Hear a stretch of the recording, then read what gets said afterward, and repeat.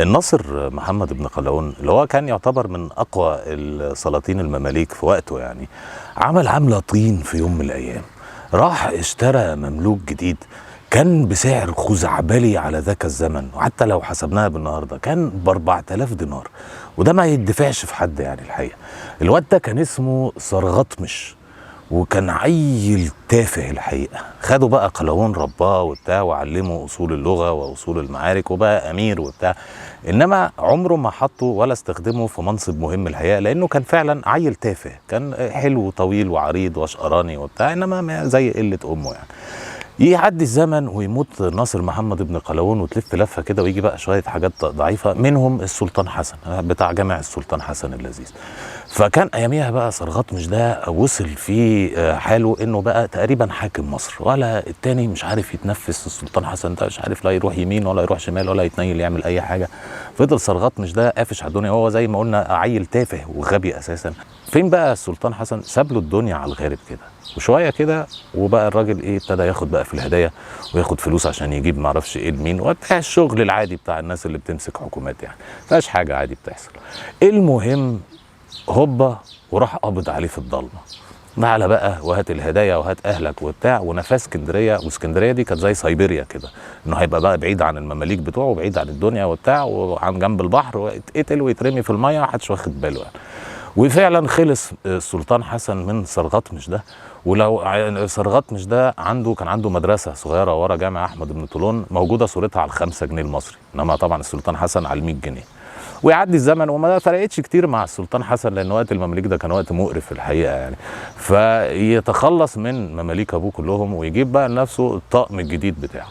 طلع له واحد من العيال بتوعه هو بقى اسمه يلبغ العمري. حبوا بقى واستنضفوا يلبغ ده، يعني الطر الهائج، كان عيل جرم ابن كلب جبار يعني، تمام. ففضل بقى يكبر يلبغ يكبر يكبر، وحسن سايبه وبتاع. المفروض ان ده من الخاصه خصججي، من الخاصه السلطانيه بتاعت حسن يعني. لغايه ما بقى خلاص طمع في الليل، قال لك حسن ايه وقرف ايه وتعيل صغير وبتاع، وانا اللي هبقى البتاع. وفضل هو الامر الناهي، وحسن تهور الحقيقه. مره كانوا خارجين اصطادوا في جنب الهرم في الجيزه كده، تمام. فحسن قال لك انا هموت سرغطمش، وعمل فيها البتاع طبعا الطور الهائج. فضل جاري ورا حسن، جاب اهله. حسن دخل يستخبى في القصر بتاعه ورا امه، جابه. ومحدش عارف الحقيقه السلطان حسن ده اتقتل ازاي ومدفون فين، وكان صغير، كان عنده بتاع 30 سنه ولا بتاع. ولمده 6 سنين بقى يلبغ العمري ده هو اللي كان الامر الناهي في مصر. كان يجيبوا بقى عيال صغيره السلاطين ام 3 4 5 10 سنين دي، وهم دول اللي يقول الراجل ده بيحكم لمده 6 سنين. ولكنه كان فظ الحقيقه، كان راجل يعني لما كان يتعصب كان يقتله مملوكين 3 من بتوعه، واللي يضايقه في الكلام يعني طول معاه قال له كلمه بايخه بتاع يروح مطلع لسانه وقطعه. يعني كان شخصيه زباله، لدرجه ان مماليكه بقى هم نفسهم شخصيا اللي اتفقوا عليه. وراحوا للسلطان الشخشيخه اللي كان موجود، كان عيل اسمه شعبان. شعبان برضه من ولاد قلاوون. وكيف طبعا شعبان ده كان عيل صغير وبتاع، قال لك خلصونا من ام الراجل. ففعلا في يوم بقى بعد ما كان هو اللي ماسك الدنيا وبتاع، لقى نفسه واقف لوحده سبحان الله فين؟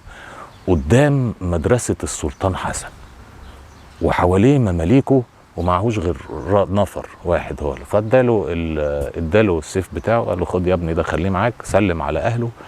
ومماليكه بقى اتلموا عليه، وشوف الوحشية بتاعت البتاع، قطعوه حتت وشووا لحمه ورموه في الشارع للكلاب الضالة، وبقيت عظمه قعدوا يدوروا عليه كده ويتنططوا عليه، وبعدين لموه في سكيبه ورموه.